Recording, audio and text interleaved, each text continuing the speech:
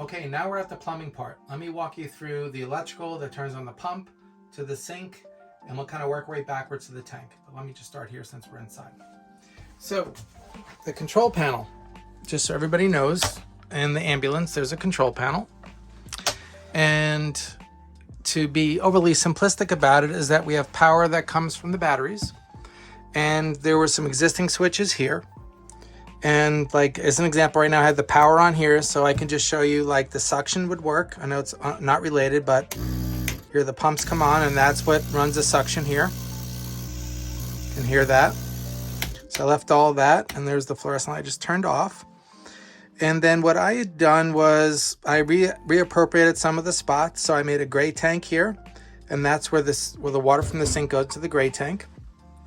And then we have a water pump, which is out by the water tank, which I'll show you. So right now they're both off.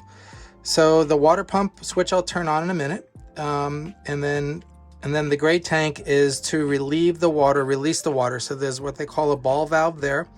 It looks just like, if you look into it, you can see a little ball. When you press the switch, the ball moves and the water drains.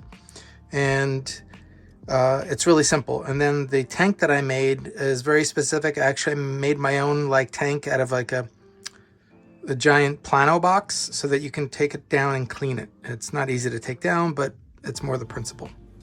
So let's see if we can do this and let's see if it works. So real time. So I'm gonna turn the water pump on. Now, if you listen carefully, you might be able to hear over in the back cabinet, you might hear the pump come on. So let's try that for starters. Okay, we can hear it, right? And if you hear that, inside this room, it's gonna pump and then it'll turn off. So basically it's been pressurized, and I'll walk you through a little bit of that. So what we also have over here, so generally I just leave that off because it doesn't need to be on. Then when I turn off the power to everything in the main console, which is another video, I'll walk you through that.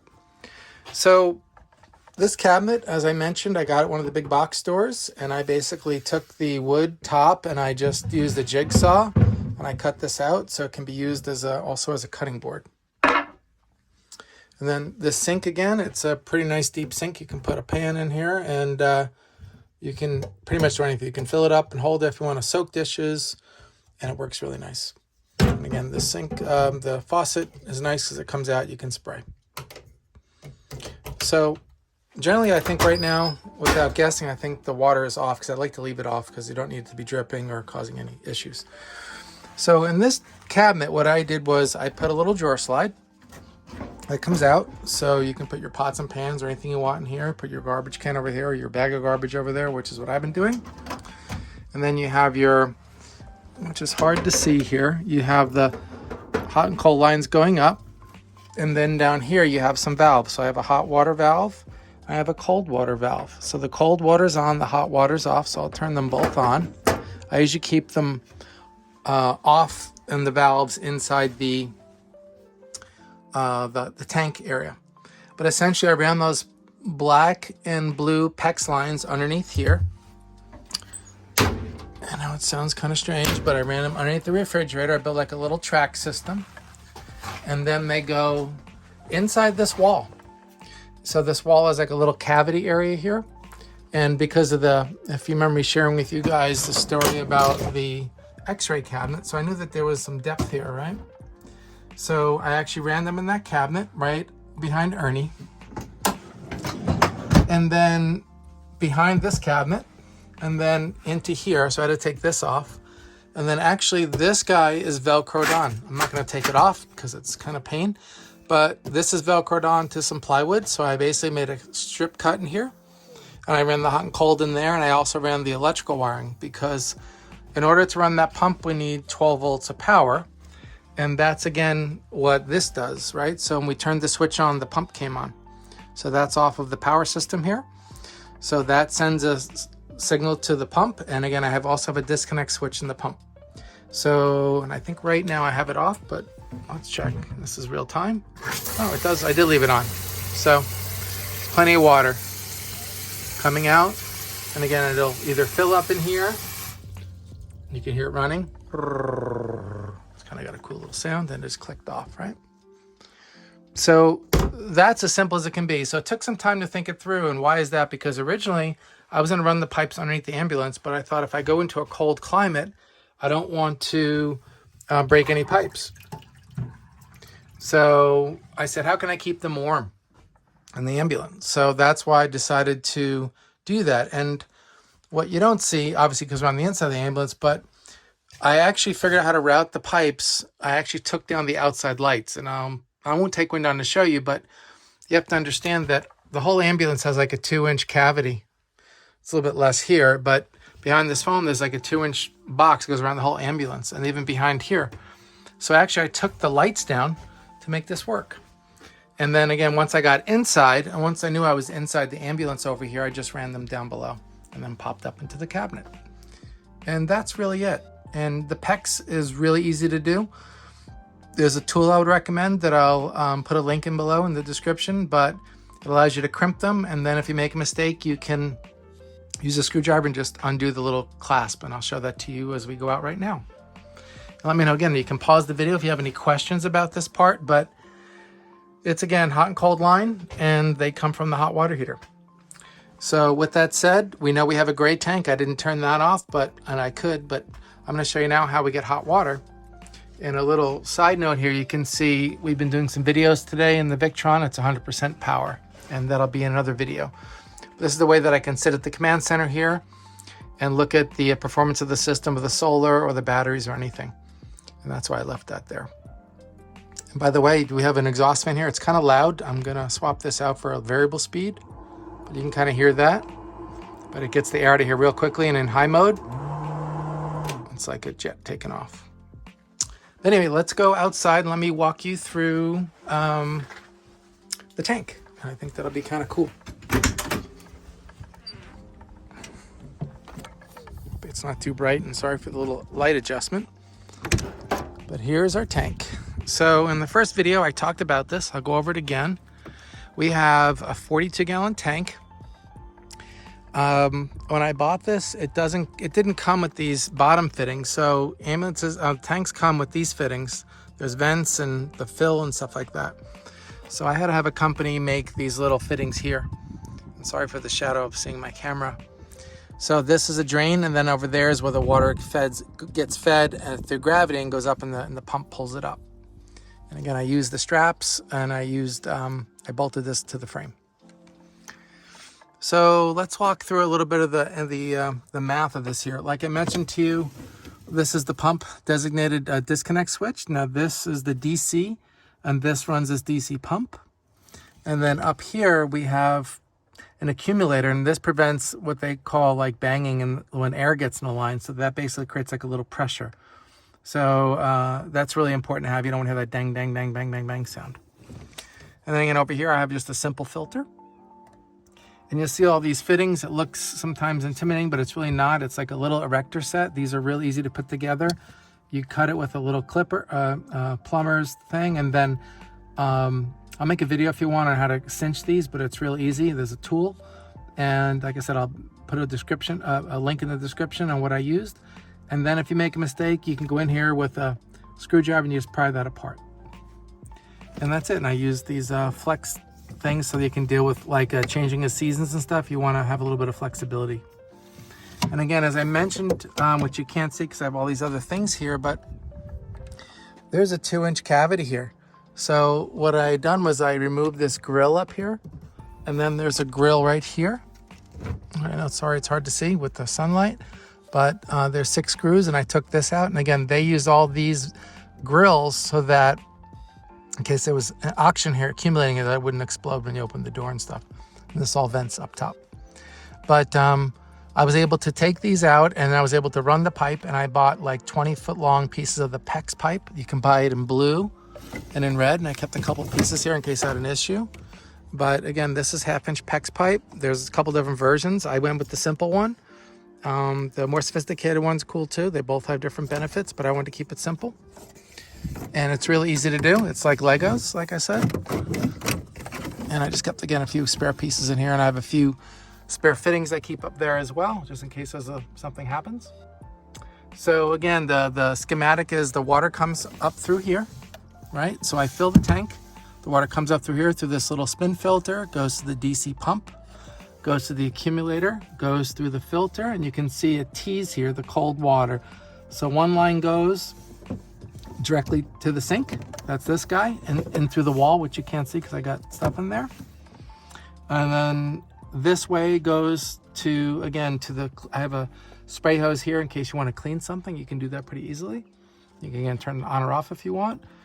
And then it eventually goes here, and this thing is a fitting for washing machine hoses. I use that because it's metal and braided and it could deal with the swinging of the door. So the cold water comes in, and you'll see if you follow it along, it'll come to the input of the heater. And then on the output of the heater, I have a T here, right? So one goes right here to the shower, which also allows me to go to the shower on the inside, which I'll talk about in probably another video. It deserves its own. Then the other hot line comes out like this and goes back in. And this is the hot line that goes to the sink. And again, I just did this, as I mentioned in my earlier video, like just taking some time and just sketching it out. And you can do it. Just got to think, you know, cold water, hot water in the loop. So you want to see some hot water? Now, I know when I've done this with my phone, it'll start like, because of the LCD display, you'll see it kind of flickering, but I still want to show you how easy it is. So I basically just press this button, and then you heard this come on, right? Because this is propane powered, right? Now, I don't think it's gonna be easy to see, but I can tell you with certainty that that water gets hot really fast. And that's it. So you can take your shower outside. I put my hula hoop up and I'm good to go. And eventually, again, the pump goes off. But I generally like to keep things off. I generally keep the power off to this for various reasons. And as a matter of fact, up here in the tank, in the filter, you'll see a little valve, and it's to relieve the pressure here, and if you wanted to drain this. But that's pretty much it. And there's not a lot to plumbing, so if you feel like a little bit intimidated, don't be intimidated by it, because it's pretty straightforward. And the key is, again, in my opinion, is just make sure you have valves. So if you want to work on something, you just turn this off, right? And then you can do anything you want, right? And over here too, right? I have a valve over here for the hot. If I want to work on the tank, I just turn that off. Like, let's say I needed to replace this, and I'll show you where I got this, to a link in the description, but they're really easy to mount. I actually bolted this through the plate. Again, you can tell where the rough part was when they had the oxygen tanks in. Like I said in the video, there's a lot of scratching going on taking them out, and you can even see over here they had the rails here, and where the things were bolted to. Everything was super heavy duty. If you look in here, you can see it's like 1/4-inch plate steel, so it's really well built. And they have this nice kind of coating stuff on here. And the cheapest thing is probably what I did, which is this piece of plywood, which is heavy duty to support the tank, and some extra hose and a filter and my curtain, my sunshade, and then some tools and some clamps. I was gonna have a little bit of extra stuff, and yeah, that's pretty much it. This, again, you want to shower outside, I take this, roll this out on the floor so you're not standing in the mud. And my recirculating shower thing, I think I'll show in another video, which I really like the idea. And there's lots of controversy around the recirculating shower. Mine is the simple version, and I'll give you the short. You shower outside, you get your body mostly clean or 98% clean. And if you want a recirculating shower, you take out the doggy bath. Do you want to see it now? How about I show it to you now? Let me show you the doggy bath now. Everybody likes this thing, so I'm going to show it to you. Ugh. Okay, so this is for the floor, and this is the doggy bath. So let me show you how this works. Let me get out of the sun a little bit. All right, let me put the tripod, set it up. So before I do that, let me just show you what this is, and you'll get an idea. So if you want to shower inside, I said, how can I do this? That'll be really simple. So here it is. It is basically like a little basin. I've seen people like make these really extravagant things for their vehicles, which is fantastic. And I wanted to keep it simple. So, as you can see here, this is it. This is your indoor shower. So I have, again, the pass-through door over here, and then I have the little suction for the shower head.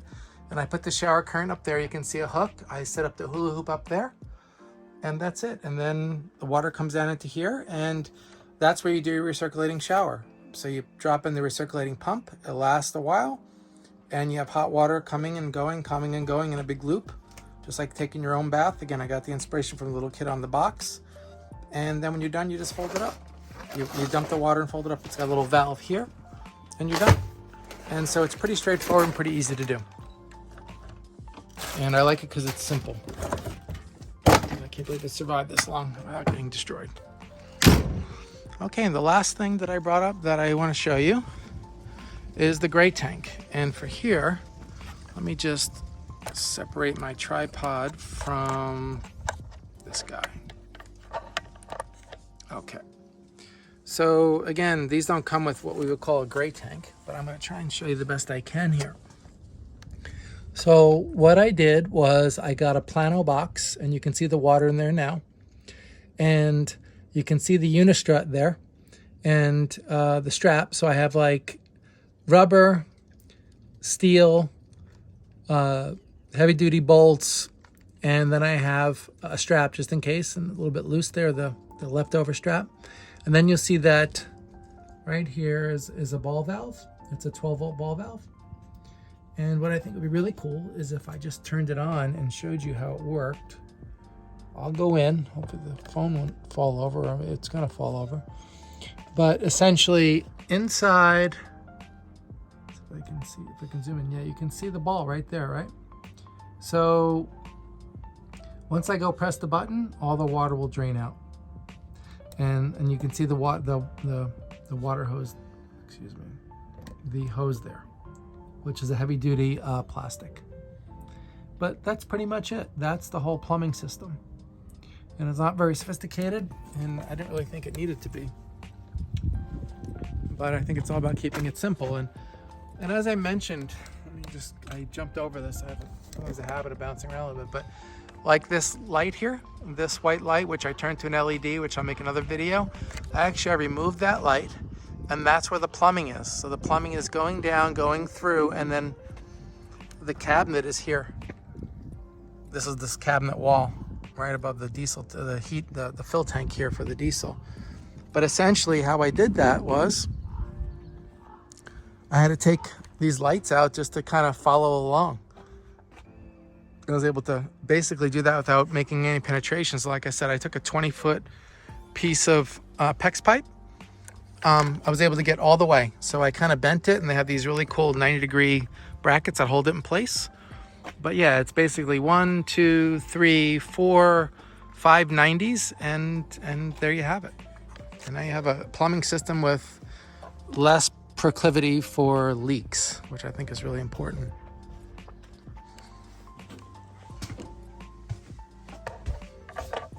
Back and finish up this last little part here.